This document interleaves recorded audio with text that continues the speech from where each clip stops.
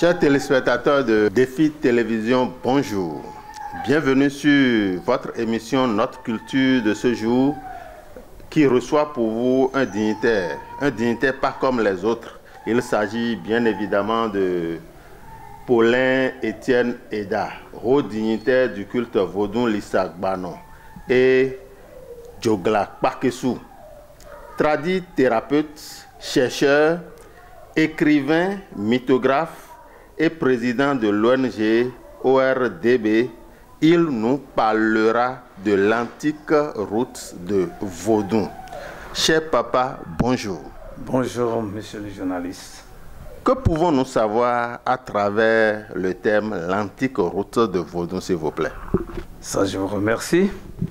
L'antique route de Vaudou, quand on va en parler, c'est d'abord amener les peuples à savoir comment est-ce que le vaudou a connu jour et quelles sont les principales mutations qu'il aurait connues à nos jours. Et parler du temps.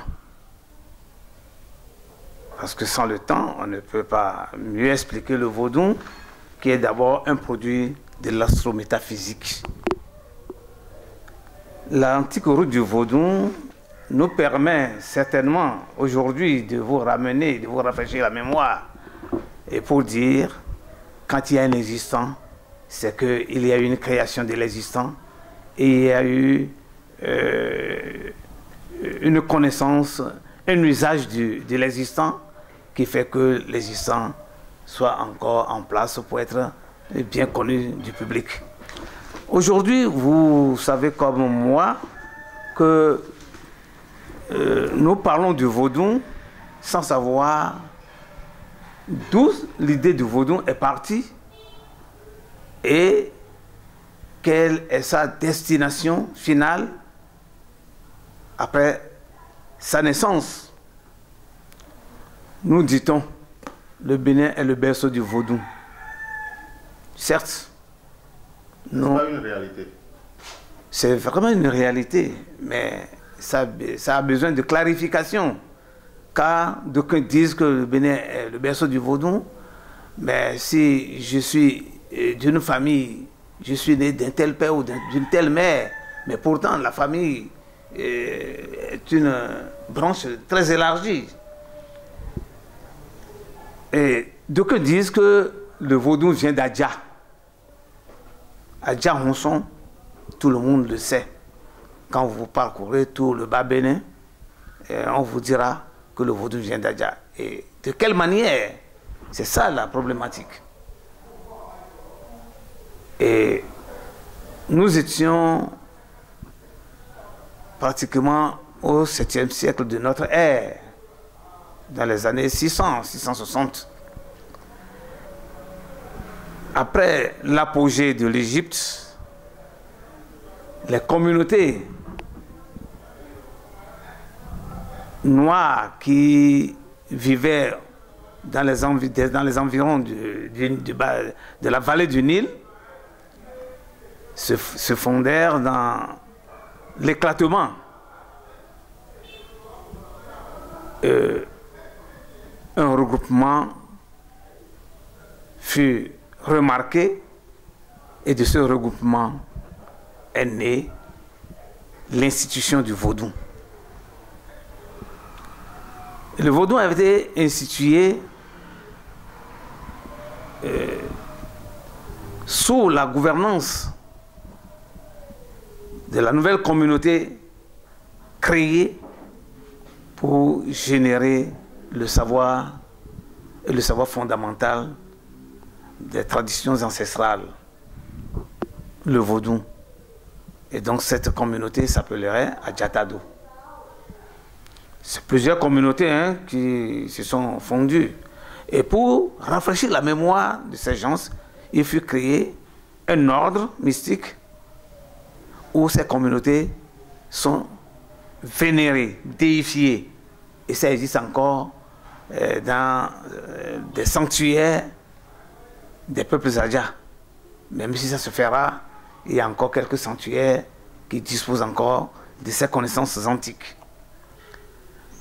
je puis vous dire que le lieu où cette communauté fut organisée, fut instituée et où le vaudou est né, aujourd'hui est confondu à la région de Kétou, dans l'arrondissement dit Adaplamé. Et de ce lieu, les gens se sont convergés vers 12 destinations où le vaudou devait encore prendre siège. Parti de là, le vaudou s'est retrouvé à Dassa, dans les grottes de Dassa, sur le site de Naboukou.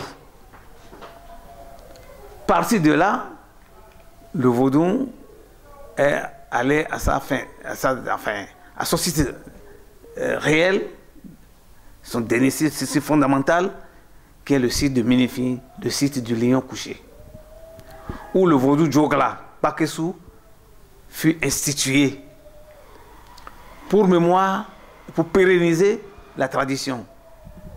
Les Adja ont pris contrôle de ce vaudou et jusqu'à aujourd'hui, où ce vaudou, même s'éteignant, persiste encore dans certaines lignées, comme chez nous, dans la maison Eda, à Azové, le vaudou Djogla est encore là.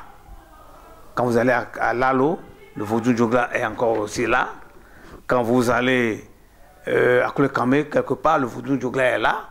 Quand vous allez au premier quartier, au premier village d'Azové et Kenhoué, le vaudou Djogla est là. Mais le vaudou Djogla qui gouverne à la conservation de la tradition, qui perpétue la connaissance du vaudou et ses fondamentaux, s'appellerait le vaudou Djogla Djivaudou. Djogla Pakessou Djivaudou. C'est le vaudou du sommet. C'est encore là. Vivant. Présent par ses cultes, par ses rites, par ses danses. Le vaudou Djogla partit de là. Il fallait perpétuer la tradition de Minona, l'ancêtre grand-mère de l'humanité, qui a décrété le vaudou, qui a permis d'en savoir les manipulations du vaudou et qui a semé dans des cœurs, dans des connaissances, dans des esprits des hommes le sens profond du vaudou. Je peux, par cette affirmation, vous dire que Minona, aussi c'est celle-là qu'on croit être, sinon qu'on a supposé être l'ancêtre grand-mère de l'humanité et dont le nom est perpétué dans toute la tradition du vaudou. Et que des gens, quand on dit Minona, d'aucuns pensent qu'il s'agit de la sorcellerie. Certes, ça peut paraître la sorcellerie parce que les savoirs enseignés, les connaissances qui sont ancrées dans les communautés font écho, dépassant même l'esprit humain. Ça semble de la sorcellerie. Mais non, si même c'est la sorcellerie. La sorcellerie, c'est une science. En tel enseignée par Minona, et résumé, la sorcellerie, c'est une science.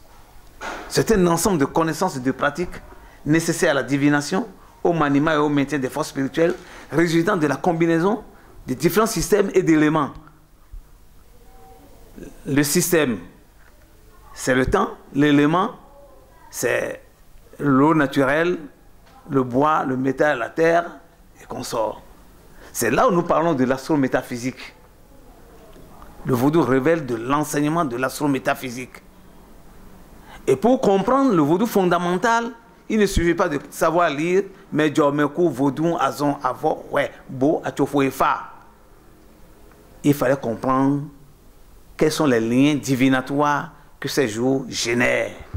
Lissa Gbano et Djogla Pakessou, quelle différence y a-t-il, s'il vous plaît? Parlant de vaudou Lissa Gbano Pakessou, Pakessou, Djogla Pakessou, c'est juste le vaudou qui a perpétué les savoirs qui permettent de démultiplier les vaudous, les rites de vaudou qu'on connaît aujourd'hui. Mais l'Issa Agbanou, lui par exemple, vous savez, aujourd'hui dans la Bible, on nous parle du code 666. Et on dit que c'est un chiffre satanique, bien sûr. Mais lorsque vous prenez ce chiffre 666, ça vous donne 3, 6 et 9. Donc, des chiffres transversaux. Quand tu multiplies 3 par 3, 6 par 6, 9 par 9, le tout donne 9. Voilà. C'est des chiffres proportionnels. C'est proportionnel. Et là, le vaudou, l'Issa Agbanou, c'est le vaudou des grands thèmes. Le thème 1, c'est le 3. Le thème 2, c'est 6. Le thème 9, c'est 3. Mais lorsque vous prenez chaque thème est dirigé par une entité de 3 divinités. Donc, le sens de la Trinité divinatoire est né à partir de là. C'est là où nous parlons de l'astro-métaphysique. Et lorsque vous prenez 3, vous avez les vaudous Lissa et les vaudous d'Aïdo Huedo et les vaudous Aziza. Mais quand on parle automatiquement Lissa, il faut faire référence à Aziza, il faut faire référence à Daniel Huedo. Mais quand vous prenez le deuxième thème, qui est le groupe du chiffre 6, vous avez le vaudou Torosu, le vaudou Revieso et le vaudou Sapata. Et lorsque vous prenez le troisième thème, dont nous avons pour divinité principale Djeno Gano, Gou et Toboaziza. Aujourd'hui, dans la tradition adjatado, on vous dit que les jumeaux, c'est des Gou, c'est des vaudous de Gou, c'est des vaudous Djeno Gano, c'est des vaudous Aziza, on leur prête n'importe quelle appellation. C'est vrai. Quand on parle, on ne peut pas parler de vaudou Aziza, on ne peut pas parler de vaudou Revieso, on ne peut pas parler de tout ça sans le Djeno Gano, qui est la divinité du contrôle de la fortune et de l'anéantissement. On ne peut pas parler de Torosu, par exemple, qui est au contrôle du maintien du monde dans sa position originelle. Et Lissa lui-même, qui assure la création, bien sûr, et toutes les mutations de l'humanité. On ne peut pas parler de Logos sans parler d'Aziza, la divinité de la quintessence de la parole.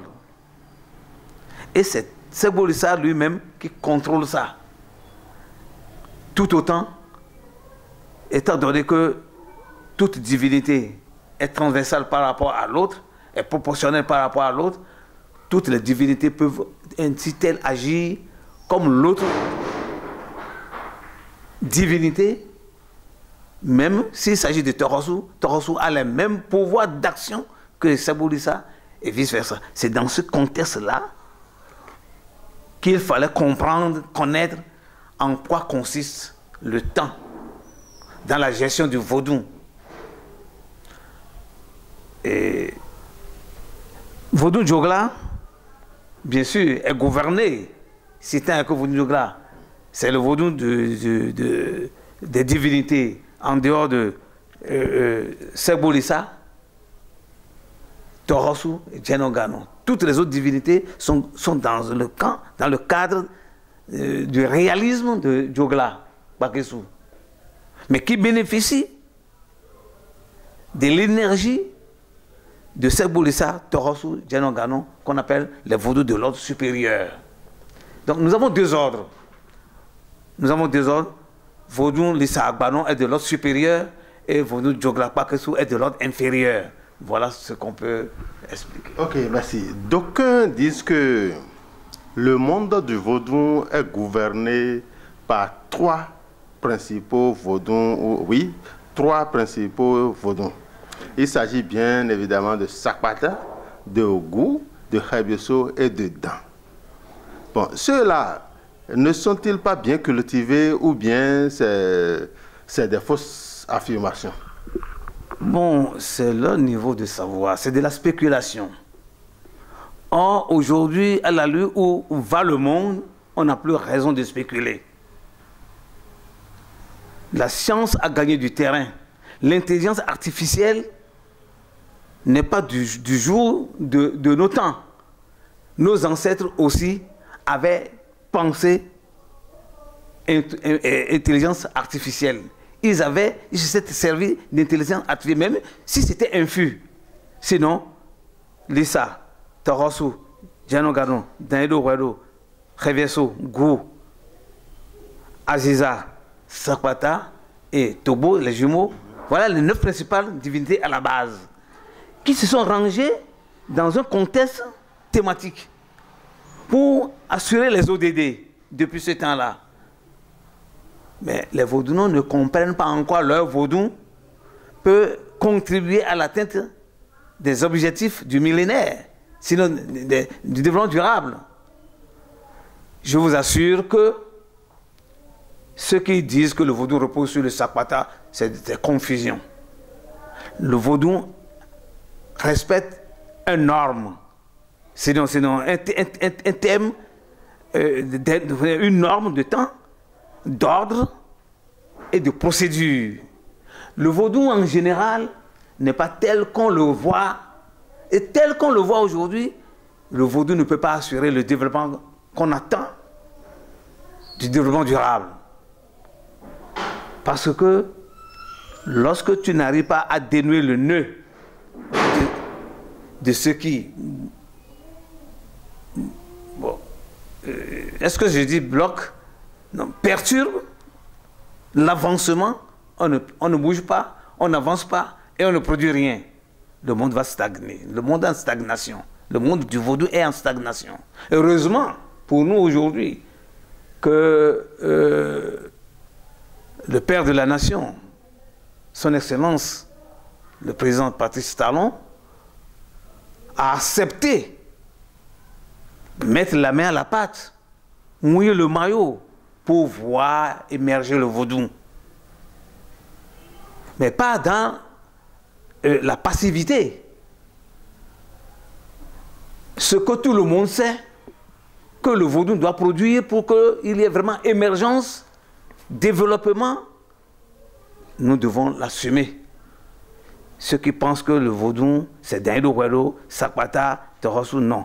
Vous avez, je vous le répète, l'ordre du vaudou se constitue par ceci et obéit au grand thème 3, 6, 9 qui donne 666. 3, c'est les vaudous dans leur position d'ordre. Par 3, donne 3, qui est le premier thème. Les vaudous dans leur position par 3, donne 6, donne 2, et au deuxième thème. Les vaudous dans leur position par 3, donne 9, et au troisième position. À la troisième position, je viens de dire. Voilà, vous voyez bien, nos ancêtres ont été mathématiciens. On ne peut pas être astro sans pratiquer la mathématique, sans pratiquer la physique. Je vous assure que les vaudous n'ont pas connaissance de cette profondeur, de cette quintessence du savoir ancestral. Lisa est la première divinité. Lisa, 1. Torosu est la deuxième divinité. 2. Djanogano est la troisième divinité. 3. Daedo Wedo est la quatrième divinité. 4. Khabiaso est la cinquième divinité. Gou est la sixième divinité. Et Aziza est la septième divinité.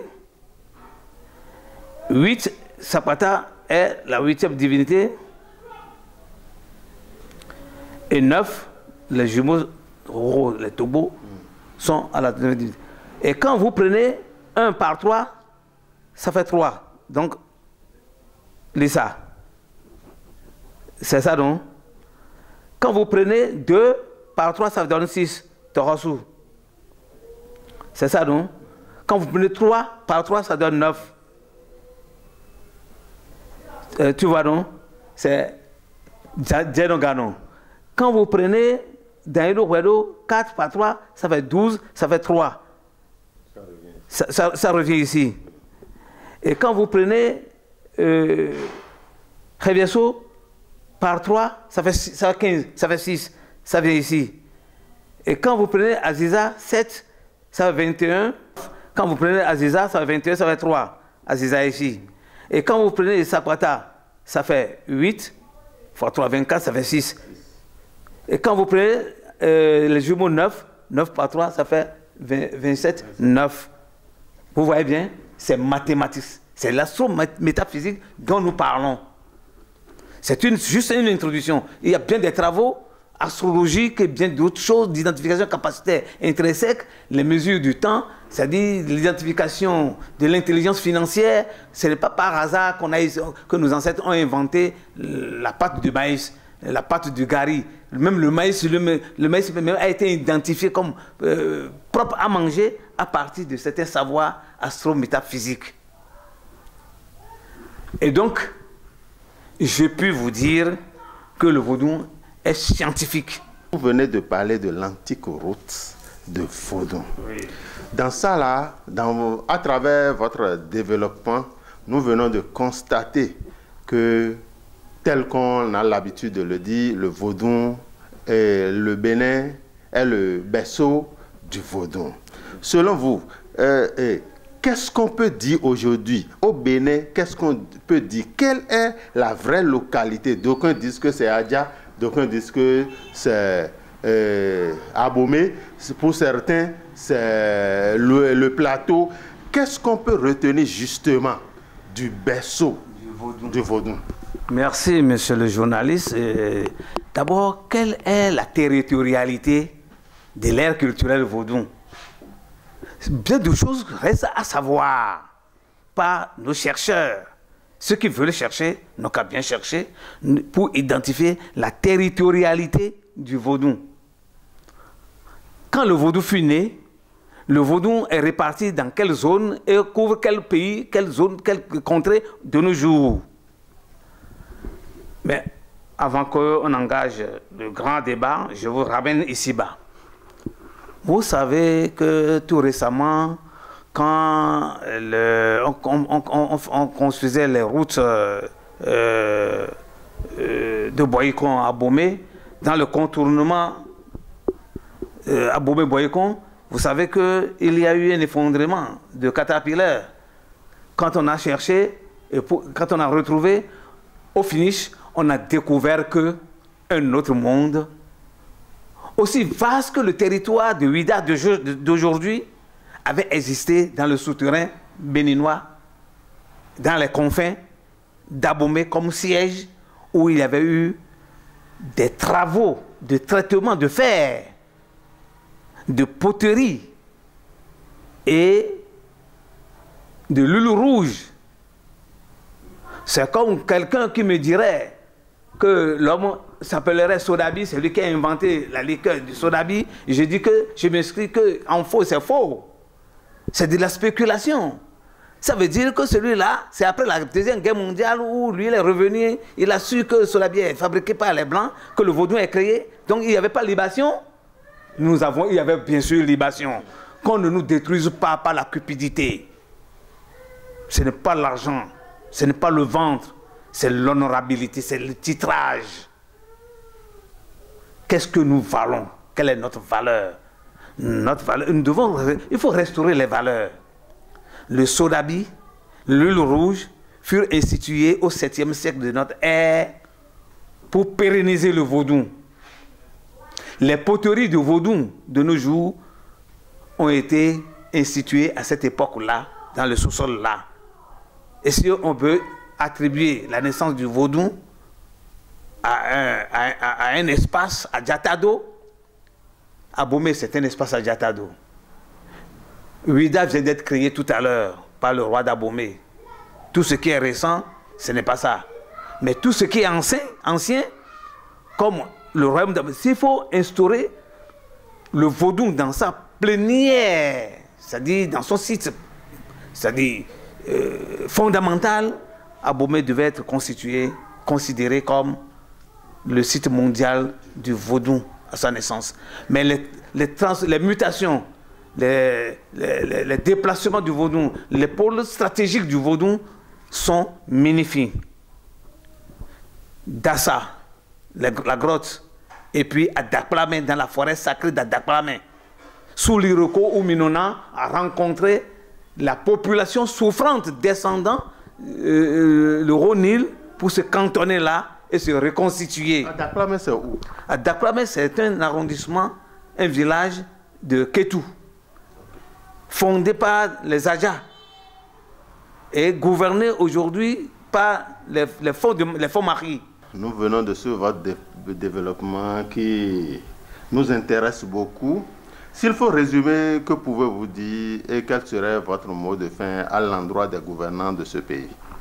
Je demanderai à tous vos dounons de disposer de cette pleine lune de Minona pour lire et comprendre l'insondable.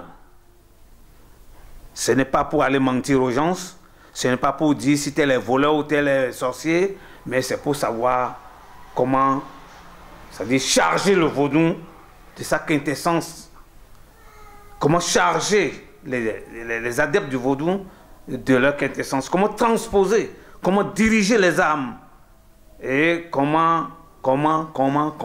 Ça, c'est Minona qui l'a institué. Et Minona a donné beaucoup de choses. Adakplame, ça veut dire, Adakplatin, c'est-à-dire le gardiennat. Le gardiennat, c'est ça qui a donné naissance à cette statue. C'est ça qui a donné à cette statue de Gézo. C'est ça qui a donné à cette statue de Gézo, parce que Gézo, dans sa curiosité, est allé chercher la princesse haute dignitaire du vaudou, Sakpata de Adakplame, puisque c'est là que furent nés le vaudou réel. Et a épousé la princesse, la haute dignitaire, la mère du célèbre roi Glélé, père du célèbre roi Béhanzin. Cette statue est chargée de pouvoir à faire beaucoup de choses. Mais on ignore aujourd'hui tout ce que c'est. Ceci, on appelle Arlonkou, la graine du cerveau. Nos ancêtres l'ont utilisée pour faire vibrer notre sens cérébral. Et vous allez voir, tout vaudou-ci doit pouvoir porter ça. De la manière dont il le connaît, mais ceci est enseigné de 1000 manières qu'aujourd'hui je suis sûr que des gens ne connaissent pas la quintessence. Voilà, je dirais, j'appelle tout le monde à venir se ressourcer, à aller comprendre comment est-ce que les choses se sont passées.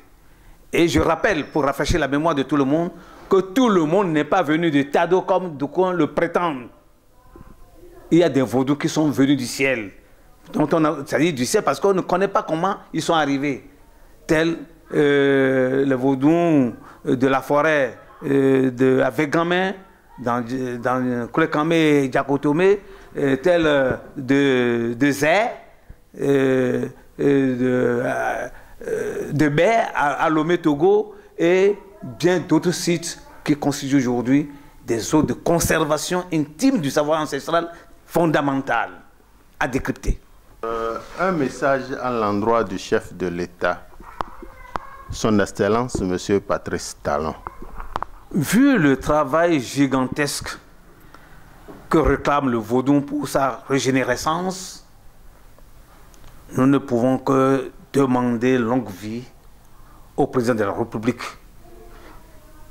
Parce que, vous savez, j'ai été haut dignitaire du vaudou de ce pays, Bénin, où j'ai gouverné à la tête de vaudou du Koufo, où j'ai participé à la gouvernance du vaudou national au sein du Comité national de suivi des religions endogènes, mais personne n'a eu le courage de sortir la tête et d'élargir ses bras pour embrasser le vaudou, regarder de face le vaudou pour qu'on en tire la quintessence lumineuse qui fait rejaillir l'intelligence financière au profond que des gens qui ne maîtrisent pas encore. Je souhaite longue vie au président Patrice Talon.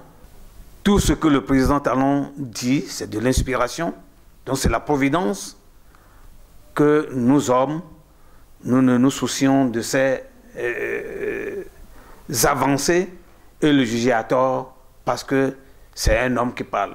On ne devient pas chef d'État par hasard, c'est un choix divin. Mais puisqu'il a choisi d'élever le vaudou, la providence va l'élever. Je vous remercie. Chers téléspectateurs de Défi Télévision, merci de nous suivre jusqu'à présent. Vous, tel qu'on l'avait dit au départ, vous venez de suivre le haut dignitaire Étienne Paulin Eda. Il est haut dignitaire du culte Lissa Agbarno et Djogla Pakesou. Vous venez de le suivre dans son thème. Il nous reviendra très prochainement sur d'autres thèmes plus intéressants. Merci à vous. Merci tout le monde et à bientôt.